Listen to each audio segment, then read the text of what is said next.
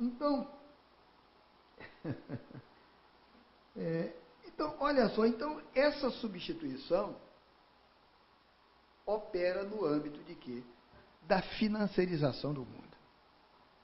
O nome da financiarização do mundo.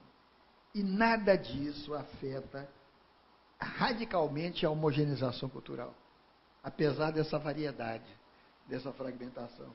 Essa homogeneização que foi denunciada pela Escola de Frankfurt. Ora, por quê? Eu vi num livro de economia, numa introdução à economia, uma explicação econômica para a homogeneização, que eu acho muito interessante. Isso eu não sei se vou ter no livro. A economia é o seguinte, olha, os produtos financeiros, qualquer produto financeiro, moeda, títulos, créditos, qualquer produto financeiro, são perfeitamente homogêneos. Perfeitamente homogêneos. Significa, os agentes não se interessam por nenhuma outra característica do produto além do preço. Os agentes financeiros. Então, digamos, você tem uma roupa, você tem um sapato, ou você tem... Não, digamos, uma ideia mais simples. Né? No mercado financeiro, por exemplo, você empresta, o exemplo aqui é francês, você empresta €1 emprestado. Durante o dia, esse euro é equivalente a qualquer outro euro emprestado durante aquele dia. Não tem diferença entre um euro e outro. É o que ele está valendo ali no mercado.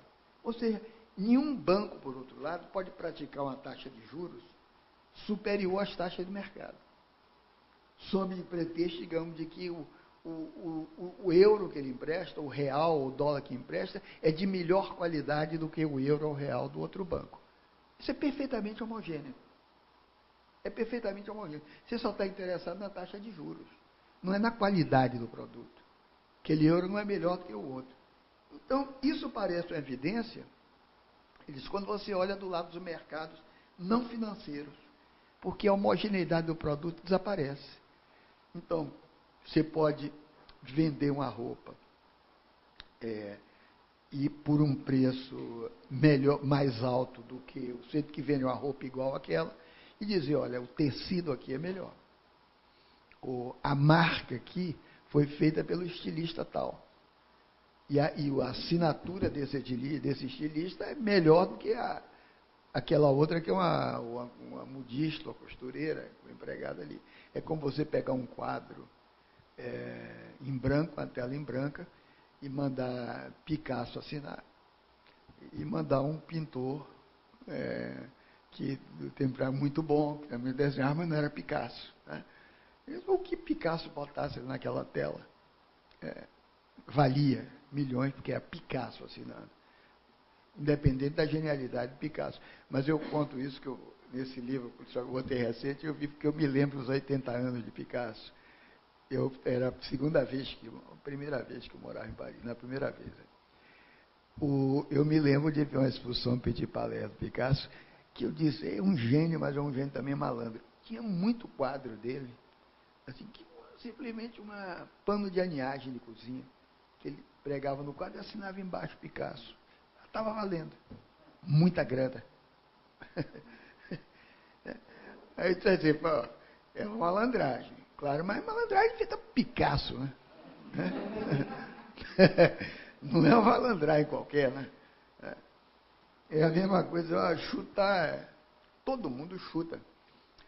Sartre, sabe que Sartre, conheci Sartre várias vezes, que ele chutava.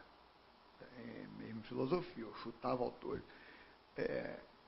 Isso é verdade, tem chutes filosóficos. Mas o chute filosófico de Sartre é um chute forte.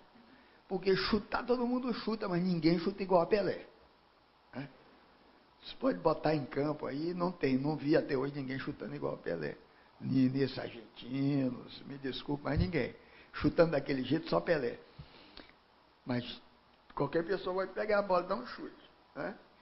Então, é essa coisa aí. Da qualidade de quem faz. É a assinatura. Então, a homogeneidade desaparece fora do mercado financeiro. Então, veja só, quando se trata, portanto, do império das finanças, e vem daí uma moralidade, que eu diria, financeira, pouco importa a heterogeneidade cultural. O que importa é o valor de circulação do produto. E qual é o produto? Dinheiro, grana. É o valor de circulação desse dinheiro que pouco importa também se é libra ouro, ou libra prata, ou qualquer tipo de libra. Tanto que ontem hoje, que eu li um artigo do Gustavo Franco, é um cara interessante, um economista conservador interessante, culto, prevendo o fim do dinheiro. Tocamos conhecendo que o dinheiro estaria desaparecendo desse papel moeda, assim, porque vão se inventando moedas. Você tem hoje no computador bitcoins, tem várias outras possibilidades de moeda, que dinheiro é só uma convenção, claro. Você pode convencionar com outros materiais, com outras formas. Então, essa explicação da homogeneidade no mercado vale como índice da hegemonia da informação veloz, por efeito da tecnologia eletrônica, sobre os velhos pruridos de heterogeneidade simbólica ou de ética no âmbito da cultura. Eu quero dizer, o que importa é a velocidade. O que importa é a circulação. O que importa é velocidade. Portanto, o que importa mesmo nos mercados de capitais é que a informação circule bem e circule velozmente. Então, para a lógica do mercado, é a mesma lógica de um mercado de capital, o que importa é que todas as ofertas, todas as demandas para o mesmo produto homogêneo sejam confrontados em permanência no mesmo lugar, que é a ideia da Bolsa. A ideia da Bolsa é essa. Todas as ofertas, todas as demandas do produto são confrontadas ali no mesmo lugar e velozmente, rapidamente, num segundo. Não sei se vocês já viram, essa mesmo não viu, o pessoal me viu no cinema, aqueles lances da Bolsa do Operador, que aquilo sempre me intrigava terrivelmente, a velocidade com que um operador da Bolsa pega o seu lance, pega isso aqui. Como é que isso funciona? É para você estar ali de dentro para funcionar. Quero saber que você comprou tanto, vendeu tanto. Vocês já viram isso, né? É impressionante. Mas aquilo aí ainda é a Bolsa. É um indivíduo que está fazendo isso. Agora, vocês imaginem na intranet e na circulação de trocas, essa coisa se dando. Então, como massa de mosquito na selva, aquela massa de mosquito que pega no braço, são os capitais voando e indo de um lugar para outro. Sei quem foi que estava me dizendo dias atrás, falando de uma viagem na selva, na Amazônia. Alguém estava me falando dos índios, dos indígenas, que o mosquito praticamente não vinha, mas não mordia realmente ele. Enquanto para ele tinha olhar para um lado, foi dias atrás ele falou, e tinha aquela mancha escura aqui no braço, não era um mosquito não, era uma mancha de mosquito, que ele aí passava, aqui, desapareciam todos. Por que não morde índio? Por causa de copaíba. Parece que eles tomam óleo de... Hein? Engolem também, né? Tomam um gote de copaíba e passa na pele, né? Porque o mosquito desliza ali, né? É o cheiro, né? Você. Cheiro de copaíba, eu fiquei interessadíssimo nessa informação. Eu tenho horror mosquito. Então, nesse âmbito, em que a rede de comunicações, a velocidade é importante, essa expressão comunicação de massa, que se usou muito nos anos 70, 80, é um resultado equivocado da confusão entre comunicação e transmissão. Porque o que essa expressão realmente designa, comunicação de massa, é informação disseminada pela mídia. É informação disseminada pela mídia. Informação significa atualidade, significa entretenimento, significa difusão de conteúdos culturais. Tudo isso nós temos. Temos na televisão, temos na internet, entretenimento ainda mais. Então, esse espírito da mídia no confronto com o que eu estou chamando de valor ético. E esse valor, vocês viram, estava num determinado momento em que a educação estava por trás do sistema de difusão. É um espírito que eu chamaria distributivista. É um espírito de distribuição. De distribuição, circulação e distribuição. Portanto, é um espírito que afeta a velha cultura disseminada no espaço público. A velha cultura, quer dizer, o espaço público foi tecnologicamente ampliado ao longo de todo o século XX. E é essa coisa que nós estamos vendo hoje, é enorme, imenso, com a internet. E que eu digo é um conforto. Não sei isso, não preciso mais pegar o pai dos burros lá na estante da biblioteca, eu vou no Google, as coisas mais estranhas me aparecem ali.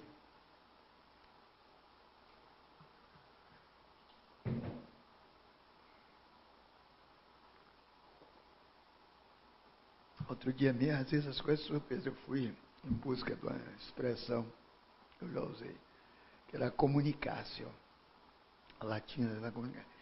Aí fui lendo, tinha um artigo relativamente longo. Eu disse, mas pousado, isso aqui estava parecido com o meu modo de falar no artigo. No final, embaixo, era eu mesmo. Pegaram de algum negócio que eu escrevi. Quem botou? Não sei. Quem botou essas coisas? Então, o espaço público foi, tecnologicamente, ele foi ampliado ao longo do século XX e ele foi se liberando daquela ideologia cívica, que é a ideologia característica do período oitocentista, que mesmo monopolizado pela burguesia ascendente, essa ideologia abrigava pretensões universalistas com a burguesia. Então você tem, digamos, lembro, liberté, égalité, fraternité, isso era uma ideologia que pegava o escopo inteiro das classes sociais, embora fosse um lema burguês. Liberté, égalité, fraternité, mas atingia qualquer classe social. Mas hoje, a esfera pública, esse veso cívico, político, desapareceu. Hoje ela se trata realmente de uma esfera culturalizada. Culturalizada. E eu quero dizer com culturalismo uma fonte de entretenimento, uma fonte de conteúdos fragmentários de conhecimento, com aparência de vida cultural, mas sem potência de referenciamento comum. É uma coisa individual. Eu vou lá, eu quero isso, eu encontro. Mas isso está ali como um dado morto ou vivo apenas para mim, por um instante. Não tem referenciamento comum. Apareceu ali para culturalizar aquele arquivo, aquela busca que é a busca do Google, que eu acho talvez a mais poderosa dessas empresas, realmente é o Google. É um poder. Então, culturalismo, portanto, é a redução da dinâmica da produção simbólica à distribuição de conteúdos significativos. Você reduz a produção simbólica que caracterizava a cultura clássica a conteúdos significativos para quê? Para melhor gerir o social. É uma nova forma de gestão do social que está em jogo aí. Portanto, essa gestão é operada por corporações de mídia. Quer dizer, no limite, a soberania do mercado toma o lugar da soberania política. A soberania do mercado converte, portanto, a vida pública a uma vida em público. É diferente. Uma vida em público, quer dizer, a uma estetização de tudo e de todos que esteja apto à visibilidade coletiva. Uma estetização de tudo. A vida em público, a tendência, o gozo e o desfrute de levar a público tudo aquilo que pudesse ficar privado. Por isso que o adolescente de 15, 16 anos, que namorou com um amiguinho, namorar, dá um jeito de botar aquilo na rede, você vê esse tipo de lapsos. Não é por... Bom, às vezes é por vingança. Nem sempre, às vezes é a atração mesmo da visibilidade, a atração do visível,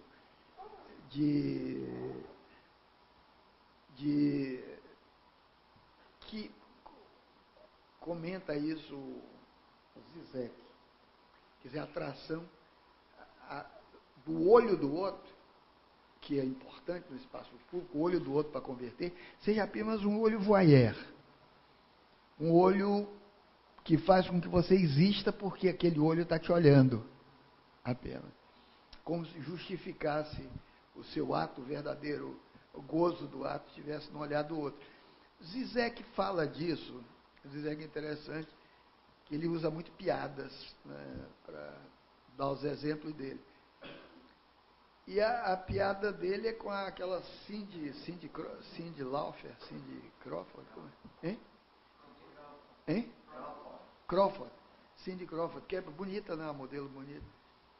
Que eu já havia contado aqui com outra, com a Vera Fischer, não sei o quê, que nada, a gente chega numa ilha e lá, grata por você ter salvo a vida, não sei o quê, aí se oferece amorosamente, né? E tudo dá bem, os dois vão sozinhos na ilha, e ele pede depois mais um favor, além do sexual. E ela diz, tá, aquele aí, olha, que ele se veste de homem, bota um bigode, né, dá a volta à ilha, quando dá a volta à ilha, e ela diz, cara, sabe que acabei de papar a Cindy Lauper. Eu quero, quer dizer, uma piada terrivelmente machista, mas para o Zizek é verdade. É a demonstração desse olhar poderoso do outro, que constitui o ato dele. Quer dizer, maior do que o desfrute sexual, é o reconhecimento do ato dele pelo outro.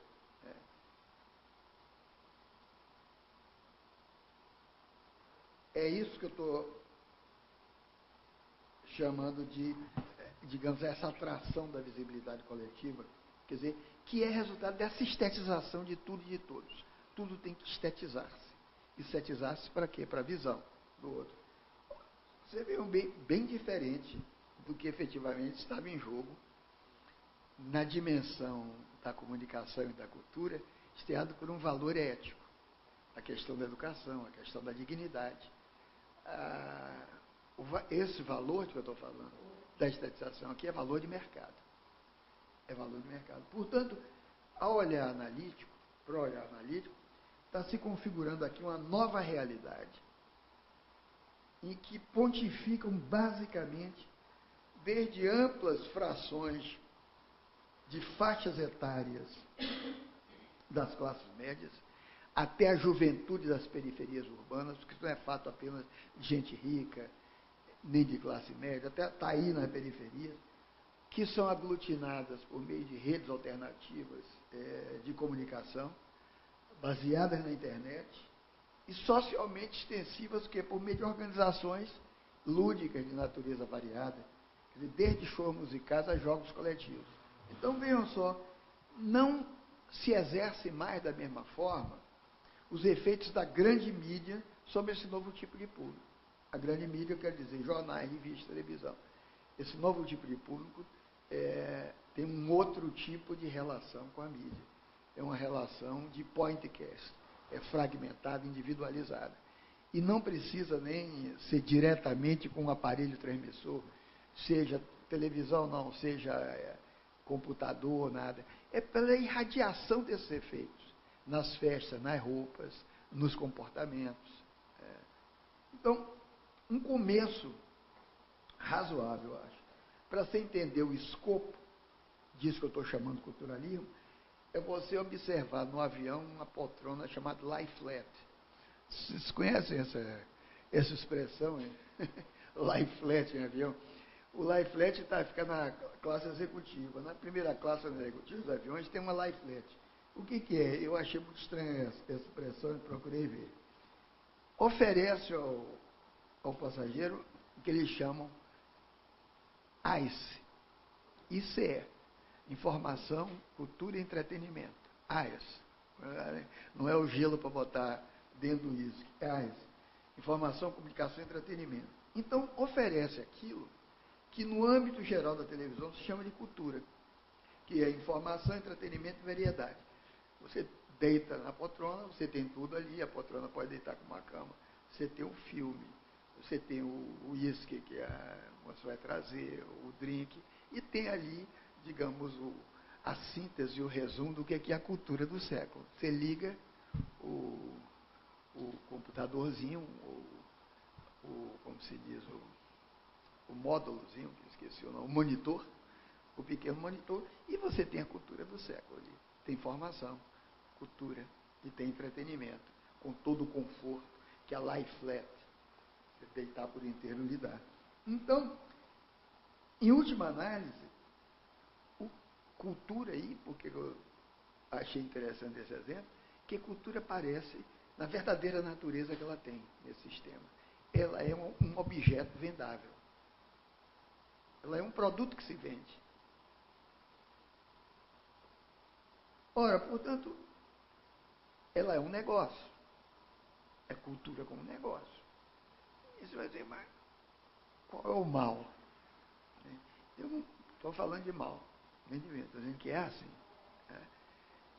E quando eu vejo a expressão, mesmo no ministério, que eu trabalhei, quando eu fui diretor da Biblioteca Nacional, Ministério da Cultura, eu vi que o principal que estava fazendo o Ministério da Cultura era a tal economia criativa. Economia criativa. Que é o incentivo às possibilidades de criação econômica no âmbito da cultura. Eu acho isso inteiramente desnecessário, porque, na verdade, a economia dita criativa, isso não precisa de mistério nenhum fazer. Ela faz normalmente, não precisa de incentivo. Mas é isso. Quer dizer, a consagração da produção cultural por operações de compra e venda. Como é que justificar a cultura pelos aportes, pelos insumos que ela pode trazer para a economia. Então, essa ideia de cultura se ajusta perfeitamente ao novo tipo de gestão social, em que o controle público do sentido, em que a administração total toma o lugar da velha política. Toma o lugar da política. E nós vemos que essa velha política não se sustenta também mais de pé em momento nenhum. Então, se trata, na verdade, da cultura como conformação do consenso e da hegemonia. Cultura como justificar, legitimar o consenso e a hegemonia. Portanto, cultura é a cena em que ganha sentido aqui o exercício do poder de natureza gerencial. Nesse poder de natureza gerencial, dança o lastro ético, que é o valor.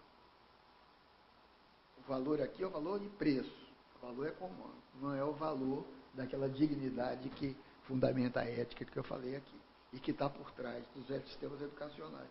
Então, a televisão, ou qualquer outra modalidade de expressão audiovisual para grandes públicos, vinha liderando há mais de meio século essa cultura autorreferente, essa cultura autogestionária do social por meio de imagens. A televisão que vinha liderando. Então, se trata de uma combinação de linguagem do comércio, então, combinação de linguagem do dinheiro, televisão clássica, com a atmosfera emocional, tanto com o ethos, com os costumes da vida em sociedade. Então, o poder que resulta disso, no caso da televisão, é de natureza moral também. Não se engane. Quer dizer, uma moralidade de comerciantes, uma moralidade comerciante, uma moralidade de modernização pelo consumo. Porque o consumo é modernizante. O consumo é fortemente modernizante. Isso é uma coisa que não se pode obliterar, não se pode esquecer. Os neoliberais, os economistas neoliberais, a própria economia liberal, não é uma coisa anacrônica. como na crítica, às vezes, ao liberalismo se faz. Ao contrário, há aspectos fortemente modernizantes do neoliberalismo. E modernizantes exatamente nesse sentido. Porque o que importa aqui é como essa modernização é capaz de empurrar produtos novos. Quando eu dirigi, há muitos anos atrás, a Bloch, editora ainda existia, eu fui o primeiro diretor, depois foi o Poni, que substituiu uma revista chamada Ele e Ela, que era uma revista com modelo alemão, para o homem e para a mulher, uma revista para o casal, não sei o quê. Depois virou uma revista, você me perdoa, termo de sacanagem. Os Bloch fizeram, não tem nada a ver com isso, com ela no início. Foi outra, eu vi que não vendia, eles engrossaram. Mas naquele momento, e estava em plena, tinha o AI-5, né? Era um problema fazer, porque o hit da revista era dar uma certa coisa picante. Então, se fazer uma matéria, eu nunca me esqueço, de sauna. Sauna, classe média. Aí, você botava na sauna, não ia botar homem na sauna, botava as mulheres na sala. Se botava a mulher na sala, tinha assim, né, será que pode botar com seio de fora? Fizemos uma dessa, dia seguinte as mulheres dos coronéis estavam lá, na Bloch, e você com medo de ser preso. Olha aqui. Aí você tenta mostrar que é moderno, que não tem problema, é moderno para o francês, para a França, para aqui não. Então, já sabe que não pode.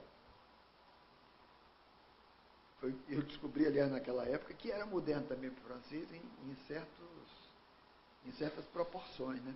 Por exemplo, você tinha Jour de France, que tinha seios femininos, podia mostrar seio feminino, mas gozado. Podia mostrar como era 15 seios. Tinha uma norma dessa que eu nunca consegui entender por quê. Eu dizia, mas em casa, 15 é número ímpar, vai ficar faltando um. Então, talvez de banda, talvez de lado. Eu acho que era para não ser excessivo. Talvez. Mas aqui não aceitaram esse negócio dos 15 seios. Eu me lembro da discussão da Bloch com a censor, essa coisa, que ele não aceitava. Isso é na França aqui não pode. Mas por que eu comecei a contar isso? Porque a propaganda de Valizé podia. Não escandalizou. Tinha na propaganda de Valizé, propaganda de sutiã, e tinha uma moça, uma mulher, uma modelo, que aparecia com os seios expostos. Aí, aquilo me chamou muita atenção, porque o censor não se incomodava se fosse anúncio. Eu nunca consegui uma boa resposta, já pensei várias vezes. Mas eu tenho a impressão que é como se a publicidade fosse uma zona liberada de modernização. Tinha uma finalidade justificada por dinheiro, enquanto fora dali nada justificaria. Nessa mesma época, também na Itália, os publicitários de Roma resolveram vender na Sicília desodorantes íntimos para femininos. Rapaz, eles botaram esse negócio chegaram com isso, botaram cartazes, um anúncio em revista. Os sicilianos deram 2 dias para eles voltarem para Roma. E ninguém quer brincadeira com o siciliano, com a Paraíba de lá, no tiro, porque a ideia deles é de que os caras vieram para cá para sugerir que as nossas mulheres usem desodorante íntimo, que eles são com más intenções. Né? Então manda todo mundo de volta para Roma. Voltaram correndo para Roma. Aí você dizia, aí, acabou a campanha? Não. Não acabou a campanha, porque as mulheres sicilianas gostaram do produto. E quem manda no consumo é a mulher. Derruba os tabus. O cara é valente na rua, mas em casa não é a mesma coisa. Entendeu? Então, derruba esse tabu. O consumo é modernizador. Ele tem inflexões modernizadoras. Ele é um território de modernização. É por isso que o pessoal que estuda isso em escola de administração tem uma fé contida no consumo, como se ali tem, não se pode negar esse aspecto modernizador. Agora, o que é que essa modernização oculta e esconde esse outro problema? Né? E o que eu digo que ela oculta é essa questão desse outro valor que eu estou falando. É o recalca, o reprime.